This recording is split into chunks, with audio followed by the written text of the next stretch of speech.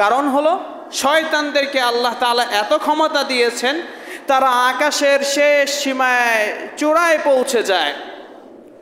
মাঝে মাঝে আপনারা হয়তো অনেকেই দেখেছেন যে আকাশের দিকে তাকানোর পরে মনে হলো যে একটা তারা খসে পড়ে যাচ্ছে। আমি এই দৃশ্য কয়েকবার দেখেছি, যে দেখে মনে হলো যে আকাশ থেকে একটা তারকা, আকাশ থেকে একটা তারা খুলে পড়ে যাচ্ছে, একটু পরেই সেই তারকাটা অদৃশ্য হয়ে গেল। এই বিষয়টা যদি বুঝতে চান তাহলে আমাদের চলে যেতে হবে কোরআনের দিকে।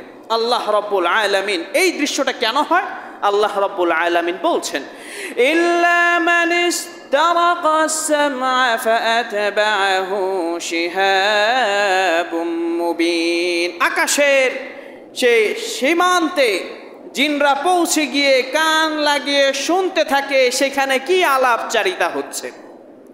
যখন ফেরেশতারা সেই বিষয়গুলো দেখতে পায়, তখন ফেরেশতারা আগুনের উল্কাপিন্ডু সেই জিন শয়তানের দিকে নিক্ষেপ করে, ছুঁড়ে মারে, যার কারণে মানুষেরা দেখে যে আকাশ থেকে তারকা খসে পড়ছে, কিন্তু একটু পরেই অদৃশ্য হয়ে যায়।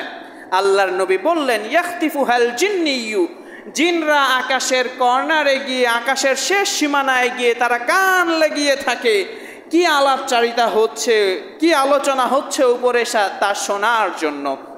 তারপরে তারা দুনিয়ায় এসে সেই সমস্ত গণকদেরকে তারা বলে, গণকরা সেই কথাগুলো বলে, আরও 100টা কথা তারা বানিয়ে বানিয়ে বলে, 100 কথার ভিতরে একটা কথা সত্য হয়ে যায়।